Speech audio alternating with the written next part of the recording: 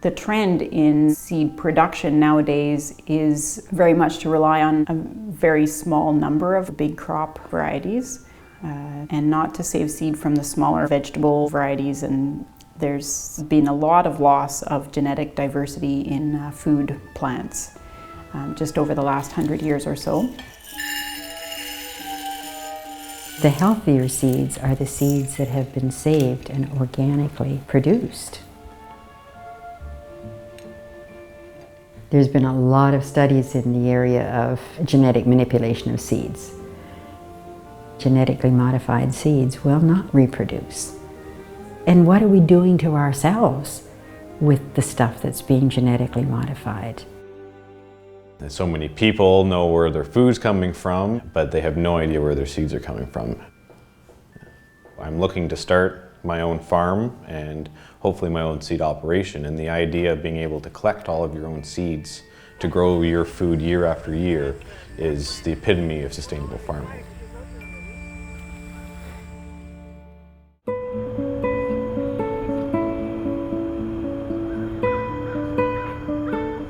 I am the seed saver and gardener here at the Heirloom Seed Sanctuary of the Sisters of Providence of St. Vincent de Paul.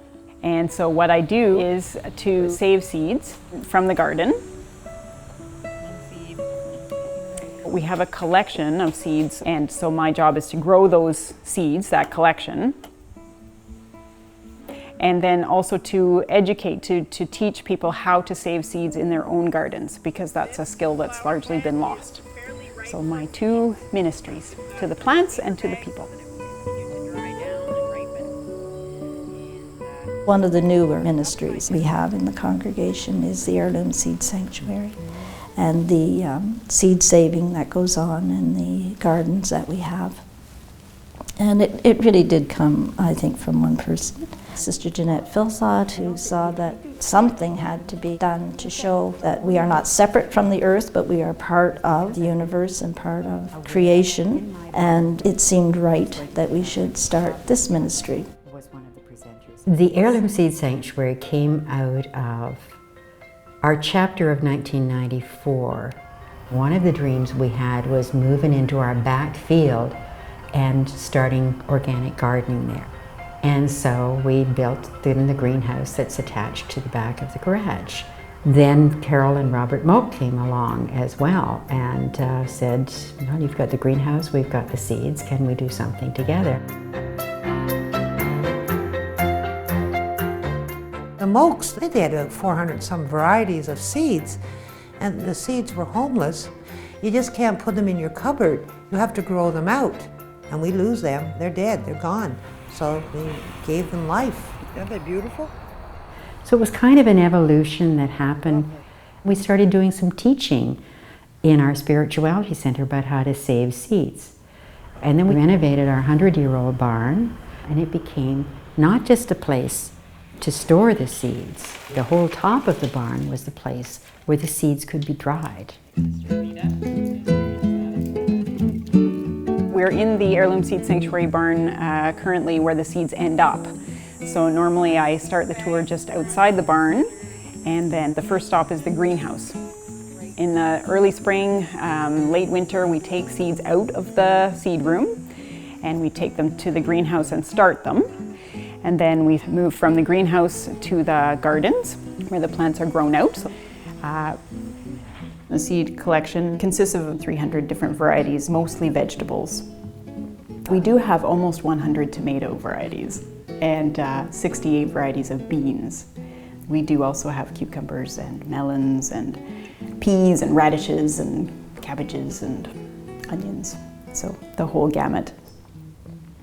There are a few flowers and herbs that are included largely for pollinators, but the vast majority of the seed collection are vegetables, and they are maintained to be as viable and full of life as possible. They're kept cool and dry and dark, but the idea is that anyone can keep seeds this way in a closet or a seed room.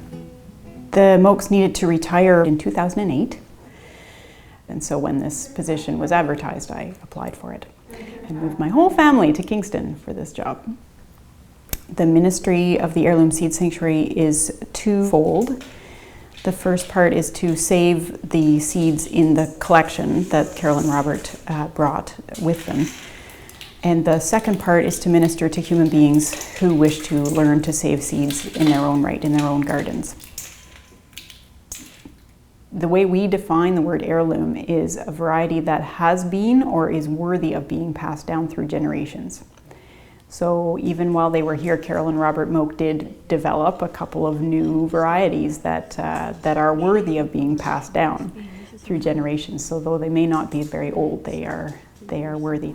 We're growing seeds which we can then give to community gardeners and local food providers to grow food with, which they can then share with underprivileged folks who may not have their own land, may not be able to afford to eat healthy whole foods. They're going to put it in the trunk here. The sisters have actually developed a lovely little list of the reasons to save heirloom vegetables, heirloom seeds. And included on that list is variety and diversity of usage. So we have in our tomato collection alone, we have paste varieties for canning. We have a stuffing variety that is hollow. We have varieties that are small enough to pop in your mouth in one shot, and varieties that are really big to cut up and put on your sandwich. We have yellow, orange, green, red, white tomatoes. We have stripy tomatoes. It's really important to keep that diversity, I think. It's fun and it's tasty, and I think we're going to find that it's much more nutritious. We have divorced the idea of seed from food. The sisters are part of a movement to really reunite seeds with food. We don't have one without the other.